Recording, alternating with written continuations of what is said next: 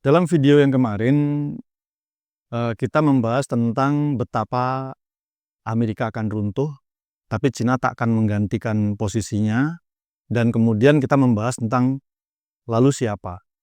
Rupanya di antara pemirsa itu ada yang bertanya, pertanyaannya sederhana, kenapa kok Cina tidak menggantikannya? Nah ini, ya, insya Allah ini akan kita bahas, tapi kita intro dulu.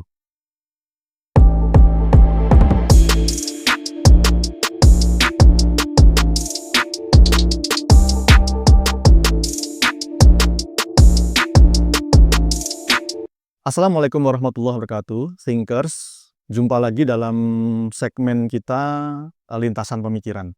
Sebelum kita membahas apa yang akan kita bahas hari ini, saya sejujurnya mengucapkan terima kasih ya kepada Thinkers semua kalian ya, karena telah meramaikan channel ini ya. Channel kemarin tuh video yang kelima kita tuh nggak nyangka saya, karena bisa tembus 1K dalam waktu hanya 21 jam ya. Ya itu kalau buat yang lain mungkin itu kecil ya, tapi kalau buat saya itu capaian baru terus terang. Jadi saya terima kasih. Baik, dalam kesempatan ini ya, kita akan membahas pertanyaan ya, yang muncul disampaikan kepada saya terkait video yang kemarin ya, video yang thumbnailnya ada di sini ya.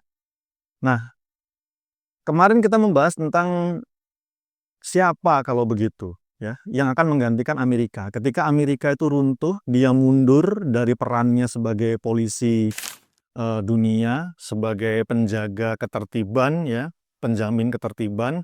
Sementara Cina dia tidak akan mengambil alih peran itu ya. Lalu siapa yang menggantikan? Nah, kemarin kita membahas itu. Nah, ternyata ada pertanyaan yang bagus ya dari pemirsa kita, jadi di antara kalian yang menyampaikan kepada saya, lah kenapa kok Cina tidak menggantikan gitu kan? Apa sebabnya? Nah,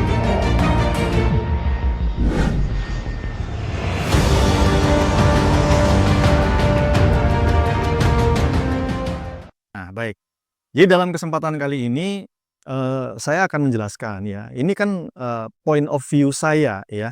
Jadi mengapa saya itu sangat yakin ya, Cina itu tidak akan menggantikan Amerika. Jadi Cina itu sebagaimana menurut penjelasan Mr. Lawrence Wong juga ya, beliau mengatakan bahwa tidak ada negara manapun ya yang saat ini berpotensi dan mungkin punya kemauan untuk menggantikan peran Amerika tadi sebagai polisi dunia dan kemudian sebagai penjaga kedamaian ya, penjaga ketertiban dunia ya.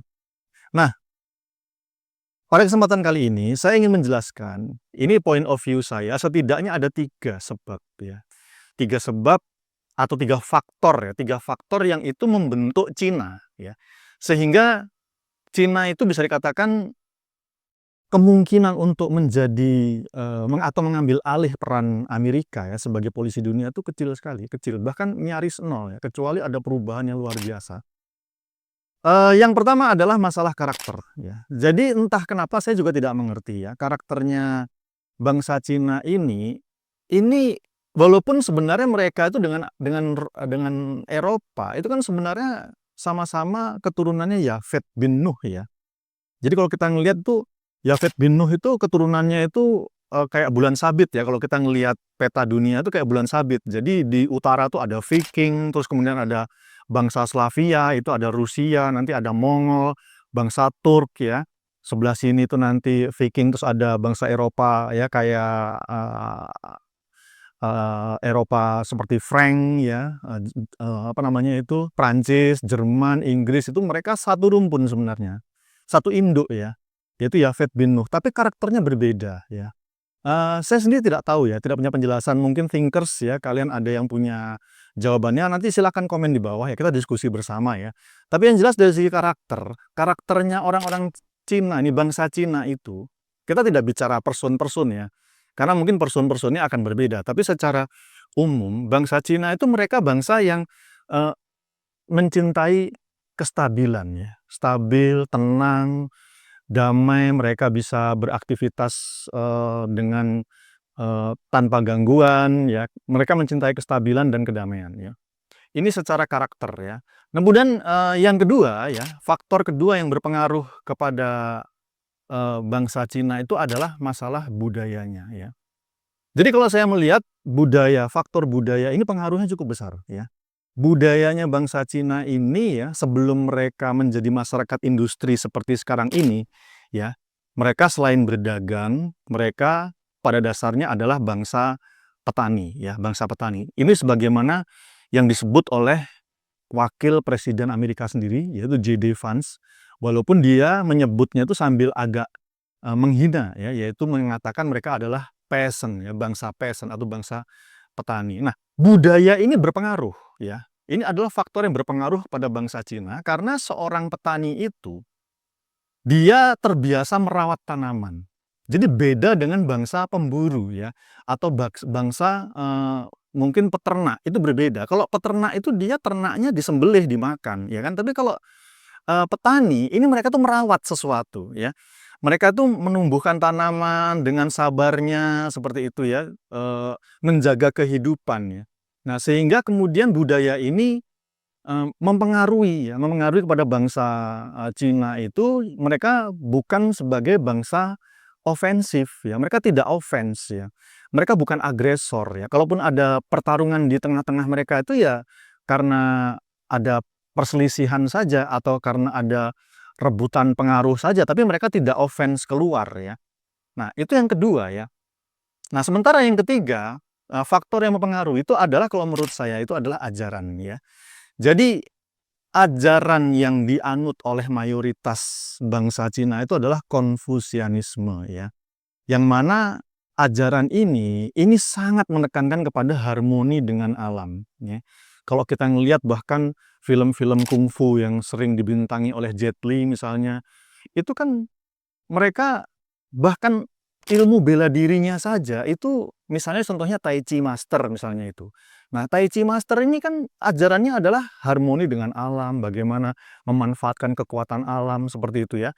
Yang mana ini artinya apa? Artinya ya secara ajaran mereka itu justru malah mengajarkan harmoni, misalnya kayak konsep-konsep yin dan yang begitu ya. Jadi sebuah keseimbangan gitu.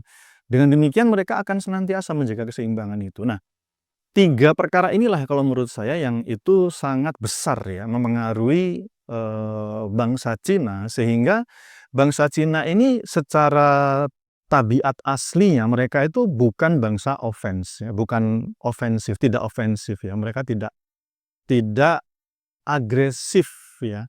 Sehingga dengan demikian kemungkinan bangsa Cina ini untuk atau negara Cina saat ini ya, untuk mengambil alih peran Amerika yang itu menjadi polisi dunia, yang itu kemudian menjadi penjamin ketertiban dunia, yang itu berarti suka ngerecoki urusan negara lain ya. Itu kayaknya bangsa Cina jauh dari yang seperti itu ya. Itu yang membuat kemudian kemarin pembahasan di video kemarin kita melompat ke membahas kalau bukan Cina lalu siapa gitu. Rupanya itu memunculkan pertanyaan,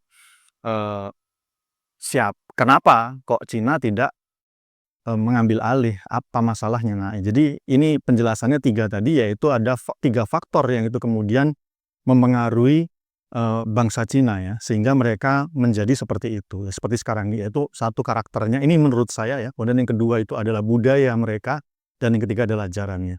Demikian thinkers, kalau di antara kalian ada yang punya pendapat lain, silahkan disampaikan di kolom komentar ya. Barangkali memang ada sudut atau sisi lain yang itu lolos dari pengamatan saya. Assalamualaikum warahmatullahi wabarakatuh.